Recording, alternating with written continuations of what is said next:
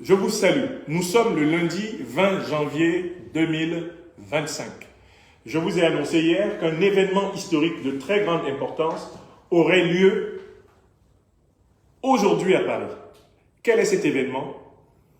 La famille de M. Moustapha Banga, assassiné le 21 septembre 2023 à l'ambassade de France au Niger, a demandé à l'État nigérien de faire entendre la justice sur le sort de son fils. Cette famille et l'État nigérien ont contacté notre association, l'Institut de l'Afrique des Libertés, et nous ont demandé de bien vouloir mobiliser les intrépides avocats de l'Institut de l'Afrique des Libertés que vous avez autour de moi. Maître Alexis Iou, Maître Djifouta Owoshawa Boubek, qui préside le collectif de ces avocats, Maître Sylvain Senda, qui nous héberge ici dans sa belle étude, à Paris. Il est demandé que justice soit faite pour Moustapha Banga, mort dans des conditions scabreuses, abominables, scandaleuses, à l'ambassade de France au Niger, à l'époque où en était le principal maître de séance, un certain monsieur Sylvain Ité. Car les faits se déroulent au mois de septembre 2023, le 21 septembre 2023, et pour ces faits, notre association, répondant à l'appel de la famille Banga et de l'État du Niger, qui nous en a donné officiellement mandat, a mobilisé les intrépides combattants du droit que vous connaissez maintenant depuis plusieurs années, lesquels vont vous dire la nature de l'instance qui a été introduite et le sentiment qui les anime après avoir posé ce pas de plus pour faire respecter les vies de tous les Africains par les représentants des puissances étrangères ayant consulat et ambassade sur le sol continental. Il y a là un enjeu décisif. Plus jamais, nous ne laisserons disposer de la vie des Africains par quelque puissance que ce soit sur notre sol continental. Nous ferons valoir sur tous les continents l'arme du droit, de la justice, pour que cette cause, comme toutes les autres, soit entendue. Sans plus tarder, je donne la parole à Maître Djifouta Owoshawa Boubek pour qu'il nous instruise des grands enjeux de l'introduction d'instance qui a été faite aujourd'hui. Maître Abou, vous avez la parole. Bien, bonjour à toutes et à tous. Je vous remercie infiniment de votre attention habituelle, coutumière. Eh bien voilà, nous sortons juste du tribunal judiciaire de Paris que nous avons saisi dans le cadre de la plainte portée à l'encontre de M. Sylvain Ité, à l'époque effectivement ambassadeur de la République française à Niamey. Ensemble, l'État français, spécialement pris en la personne de son ministère des Affaires étrangères, et bien entendu contre X.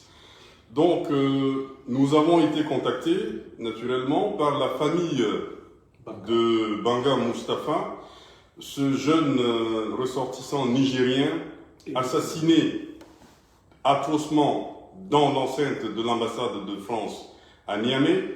Selon, en tout état de cause, les premiers faits qui nous ont été exposés par nos clients. Donc, notre intervention a été sollicitée dans ce cadre par la famille qui, par le truchement d'un mandat spécial qui nous a été conféré par le gouvernement de la République du Niger, a pu prendre la tâche avec nous. Donc, mes confrères ici présents et moi-même, Maître Alexis Iou, Maître Sylvain Senda, avons préparé une plainte dans laquelle nous avons énuméré tous les textes légaux fondant la compétence de la juridiction française. Nous sommes, dans le cas d'espèce, en face d'un assassinat perpétré sur le sol nigérien dans l'enceinte d'une représentation diplomatique étrangère et, selon les premiers éléments en notre possession, il se pourrait, je dis bien il se pourrait, que M. l'ambassadeur Sylvain Ité, à présent ambassadeur de la République française en République de Colombie, soit impliqué, ainsi que des soldats français qui étaient au Niger à l'époque de la survenance de cette infraction. Bien, l'action étant engagée, nous attendons donc du juge d'instruction français qu'une information judiciaire soit ouverte à toute fin et nous ne manquerons pas de suivre cette affaire avec beaucoup, je dis bien beaucoup d'engagement, beaucoup de détermination, car il faudrait que la justice soit faite et que la justice soit rendue. Il faut absolument, nécessairement que ce crime ne demeure pas impuni, car il est crapuleux. L'assassinat de M. Banga Moustapha survient dans des conditions atroces, barbares, qu'il convient d'illuminer.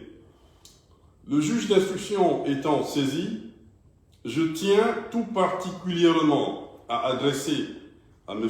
Abdourahmane Tiani, président du CNSP,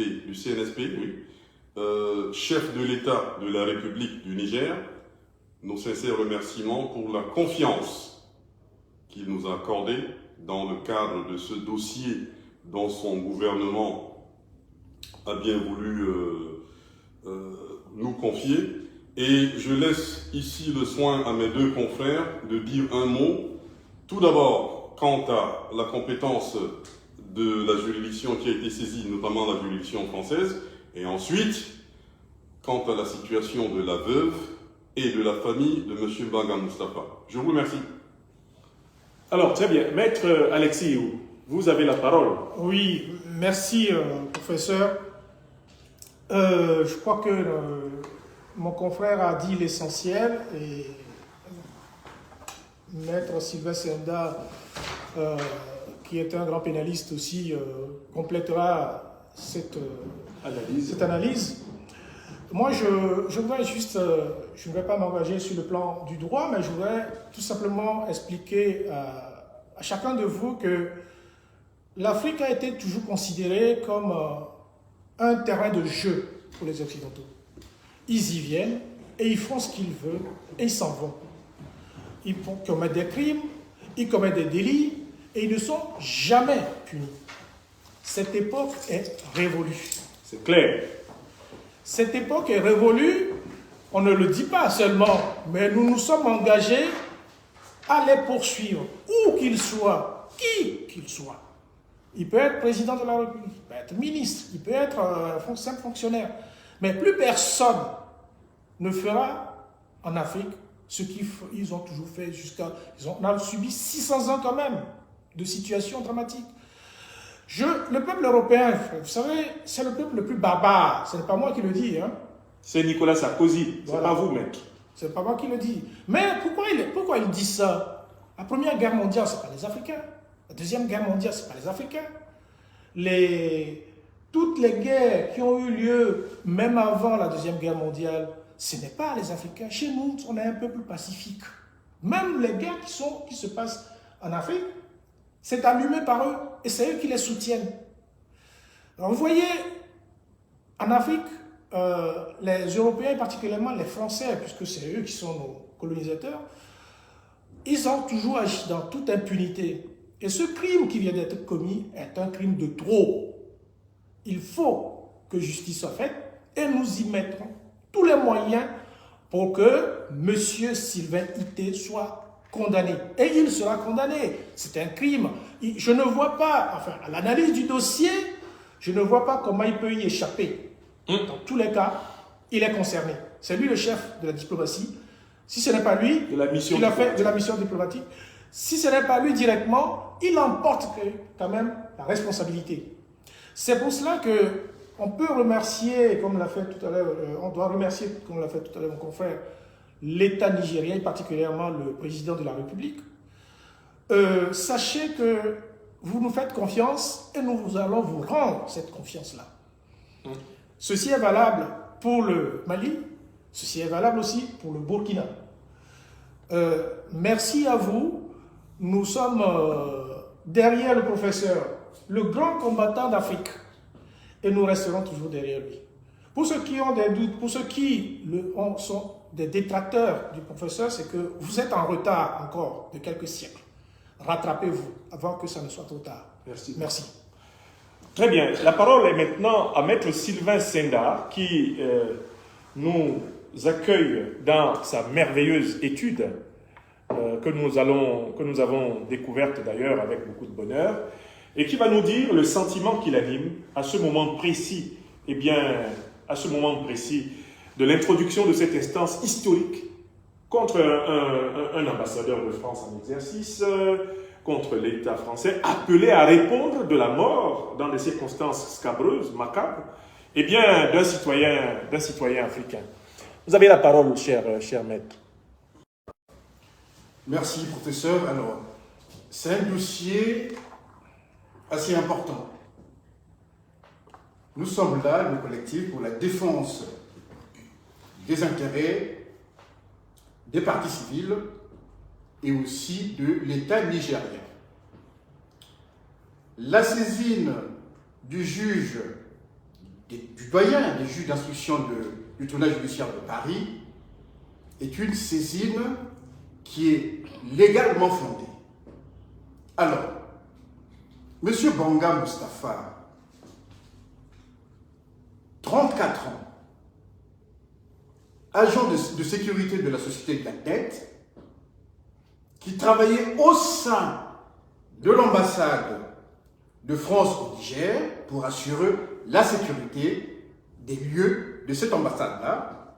Celui-ci a trouvé la mort dans l'enceinte de l'ambassade de France au Niger,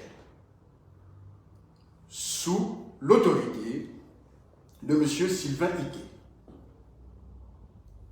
Alors, il ressort des pièces versées dans cette plainte qu'il y a des indices graves et concordants laissant supposer que l'ambassadeur Sylvain Igué a participé à la commission de l'infraction de ce crime ici incriminé. Alors, notre saisine, ce dépôt de plainte, se fonde sur des dispositions bien précises. Il y en a 3, c'est une trilogie législative. Alors, la première disposition, c'est l'article 113-6 du Code pénal, qui dit tout simplement que la loi pénale française est applicable aux crimes commis par des ressortissants français hors du territoire français. Monsieur Ité Sylvain, qui est ici soupçonné du chef de prévention de l'assassinat, est de nationalité française. Donc c'est de bon droit que cette saisine soit de la juridiction française. Le deuxième texte, c'est l'article 22.1 de la Convention de Vienne du 16 avril 1961, qui dispose que les locaux des missions diplomatiques sont inviolables. Ce sont des enclaves particulières qui ne peuvent pas être soumises à la compétence d'une juridiction de l'État accréditaire, en l'occurrence ici, le Niger. Donc, ipso facto, ce qui donne la compétence à la juridiction française. Et nous avons saisi Paris parce que c'est le ressort territorial du domicile de M. Sylvain Igué. Enfin, nous avons les dispositions de l'article 52 du Code de procédure pénale qui dispose que le juge français, le juge d'instruction français est compétent pour connaître effectivement ce crime-là en raison de la résidence de la personne qui est suspectée. En l'occurrence ici, M. Sylvain Igué. Donc voyez-vous, l'arsenal juridique sur lequel se fonde la plainte, elle est solide. Donc cette base-là est solide. Ce qui fait que le juge d'instruction parisien doit instruire ce dossier à charge et à décharge, puisque nous avons fourni des pièces, des procès-verbaux, des témoignages, des constatations, un dossier médical à ce juge-là, afin qu'effectivement de pouvoir vider cette instruction et renvoyer les suspects devant une cour d'assises ou une cour criminelle. Voilà un peu ce qui fait notre joie, puisque nous avons ici fait montre d'une détermination pour que ce crime, et il y en a bien d'autres. Il y en a bien d'autres qui sont en train d'être documentés, bien sûr, et qui seront défendus. Monsieur Sylvain Guité, ambassadeur, faisait de la pluie et le beau temps au Niger. Et donc, pour ce qui concerne ce dossier, nous faisons confiance à la justice française, l'instruction va suivre son cours, et nous sommes disposés effectivement à tout donner, notre expertise juridique, afin que cette plainte-là aboutisse et que ces crimes ne soient pas impunis. Voilà, mes chers amis, nous avons tenu à arriver dans ce cabinet à refaire cette conférence parce que la précédente a été perturbée par des problèmes de sonorité. J'espère que là, vous avez reçu le message 5 sur 5. Les avocats intrépides de l'Institut de l'Afrique des Libertés, mandatés par l'État du Niger, officiellement, et originellement par la famille de M. Moustapha Banga, eh bien, rentrent dans la bataille de la vérité et justice pour cette victime, cet Africain qui a perdu la vie, ce père de famille qui a perdu la vie, eh bien, le 21 septembre 2023. Beaucoup d'autres causes sont sur le chemin. Celle-ci ouvre un cycle de défense, un cycle de démonstration de l'éveil de l'Afrique mondiale des libertés. Je tiens une fois de plus à remercier les plus hautes autorités du Niger pour la confiance qui nous est faite, qui est faite à nos intrépides avocats. Je tiens à rassurer la famille de Moustapha Banga que nos avocats sont engagés à obtenir la totalité de la vérité et de la justice sur ce qui lui est arrivé ce jour fatidique du 21 septembre 2023. Je tiens à saluer l'ensemble du gouvernement du Niger pour la confiance qui nous est faite et que nous ne trahirons jamais, car il s'agit de changer d'époque.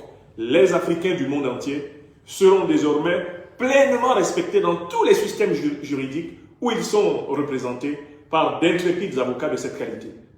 Je ne doute pas un seul instant que la victoire pour la cause de la victime soit au bout de ce parcours.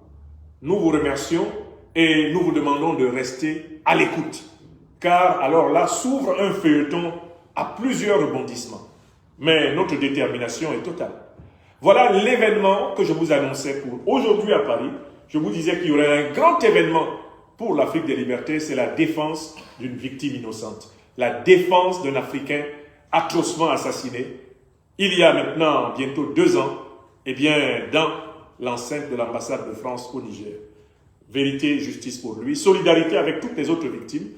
Nos avocats auront bientôt, je le sais, un amoncellement de demandes comparables et nous nous efforcerons de constamment étoffer cette équipe de juristes, d'avocats chevronnés pour défendre les justes causes africaines. Excellent début de semaine du 20 janvier 2025 et une fois de plus, merci infiniment à notre frère maître Sylvain Senda qui nous accueille dans cette très belle étude que j'ai le bonheur de découvrir aujourd'hui avec ses collègues. Voilà, bonjour à toutes et à tous.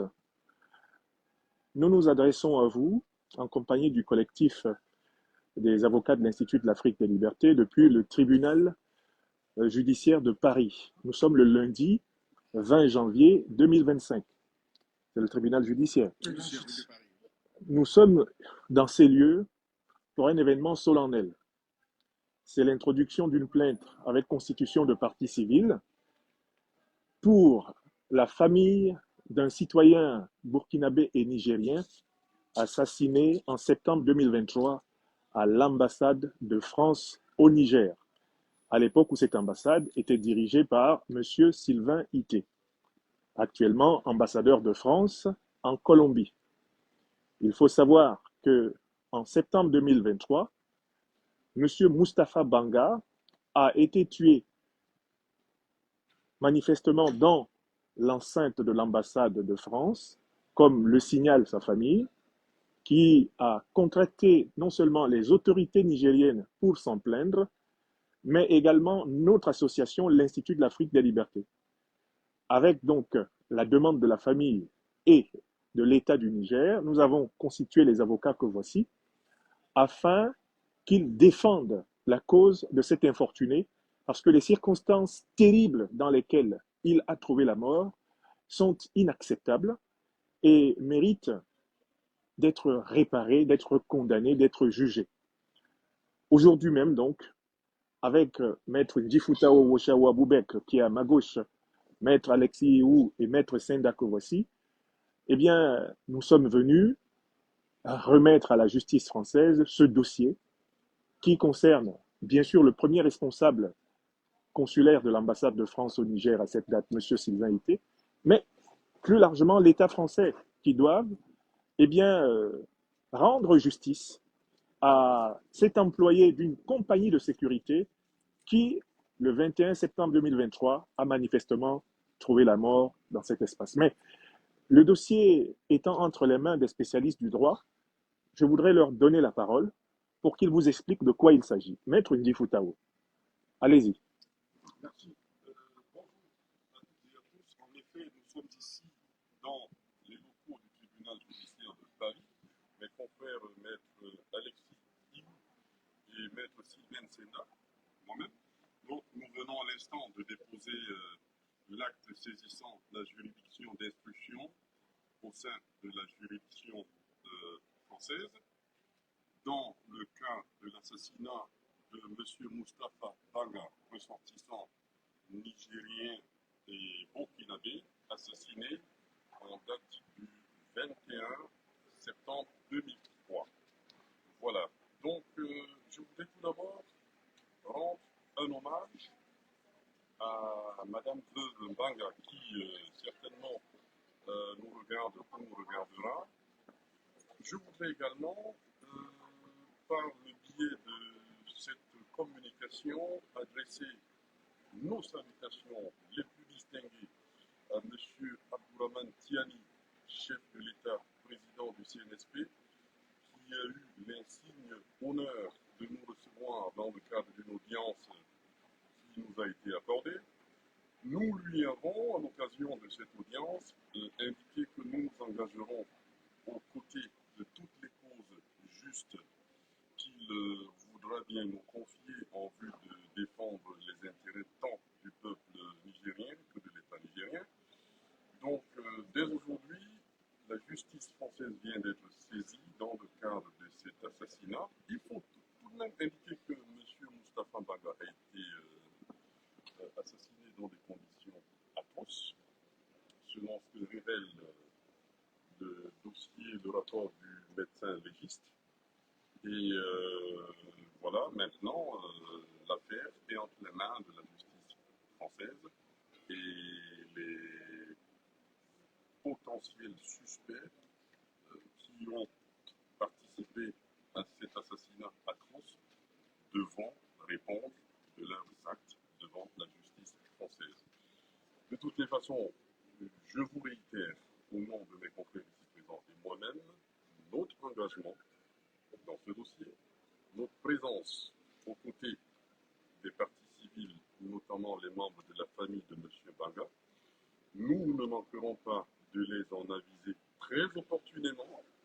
Nous les aviserons également de l'avancée de l'affaire, de la tenue de toutes les étapes procédurales qui vont suivre. Et nous reprendrons également contact avec les autorités nigériennes afin d'approfondir ce dossier, parce parce que le volet d'instruction, une fois terminé, cédera certainement la place à la procédure pénale, à l'action publique devant s'ouvrir devant cette juridiction française. Voilà. Donc, ici présent et moi-même, je vous dis merci. Merci pour votre soutien. Merci également pour la confiance que vous avez bien voulu nous témoigner en nous confiant la défense de vos droits, de vos intérêts dans le cadre de cette affaire. Voilà. Alors, Maître Alexis Ihou, voulez-vous, s'il vous plaît, nous dire le sentiment qui vous anime au moment où nous introduisons cette instance ici à Paris? Oui, bonjour à tous.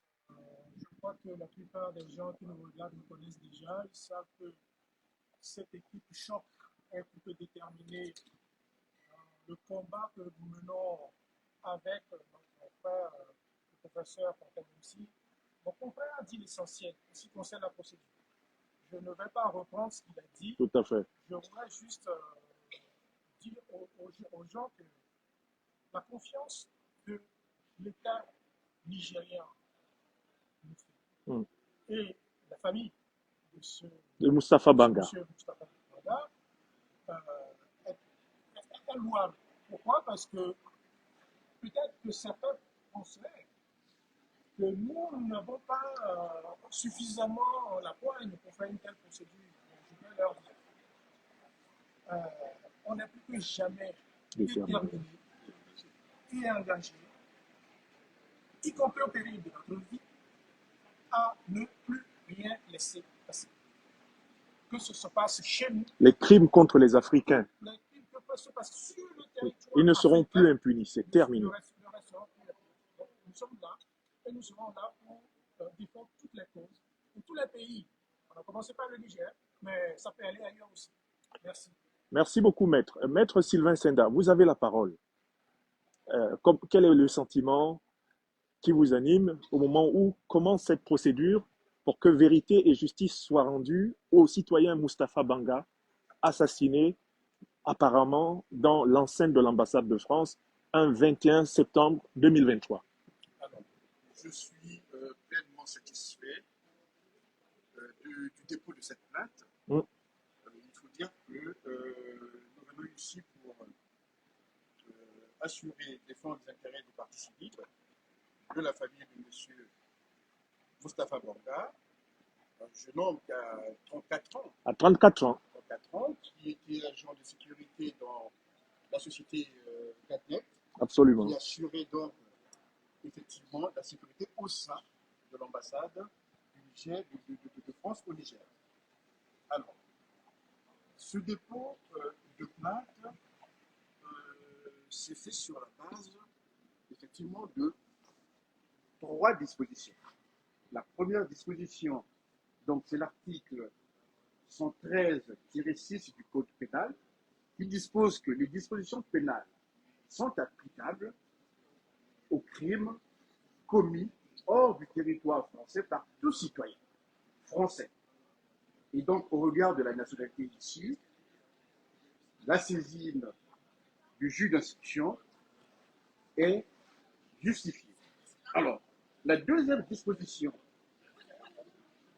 c'est l'article 52 du Code de procédure pénale, effectivement, qui donne donc les pleins pouvoirs au juge d'instruction de pouvoir instruire ce dossier en raison de la résidence des personnes suspectées qui sont certainement qui seront coupables si le juge en décide ainsi dans cette procédure-là. Et la troisième disposition, c'est l'article 22-1 de la Convention de Vienne du 16 avril 1961, qui dit que les locaux des missions diplomatiques sont inviolables.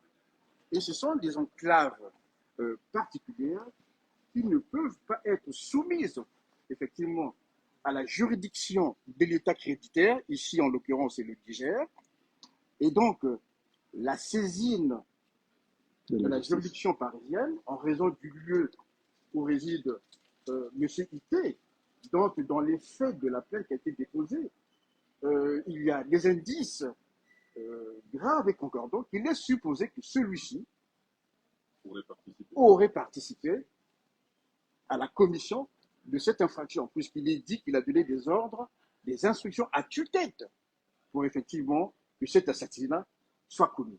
Et donc, c'est une satisfaction. Je voudrais dire que nous sommes là pour défendre les causes justes et que plus rien ne sera comme avant. Merci beaucoup. Très bien. Donc, je tiens à rappeler qu'il s'agit là d'un long feuilleton judiciaire qui s'ouvre, qui commence et qui va très certainement ébranler le monde juridico-judiciaire. L'Institut de l'Afrique des libertés remercie une fois de plus la famille de M. Moustapha Banga pour la confiance qui est faite à nos avocats, intrépides ici présents. Nous remercions bien sûr au-dessus de tout au Niger, l'État du Niger, le chef de l'État du Niger, le gouvernement du Niger, qui font confiance aux avocats africains de la place de France et d'Europe pour défendre les intérêts des Africains, parce qu'en matière de compétences, ils n'ont pas à pâlir de la moindre concurrence avec qui que ce soit. Ce sont des maîtres du droit et ce sont des hommes chevronnés, disponibles pour la défense de l'Afrique mondiale devant les prétoires, que ce soit les prétoires nationaux ou internationaux. Voici une grande affaire et c'est une grande journée de vérité et de justice pour l'Afrique qui s'ouvre aujourd'hui à Paris. Nous vous remercions. Courage à la veuve, Madame Banga. Courage. On va y arriver. La première chose, abonnez-vous à cette page, cliquez sur le bouton s'abonner qui s'affiche juste en bas. Et la deuxième chose, cliquez sur la cloche de notification pour ne rater aucune des vidéos que je publie ici très régulièrement. Retrouvez KDV Africa sur YouTube, Facebook, TikTok.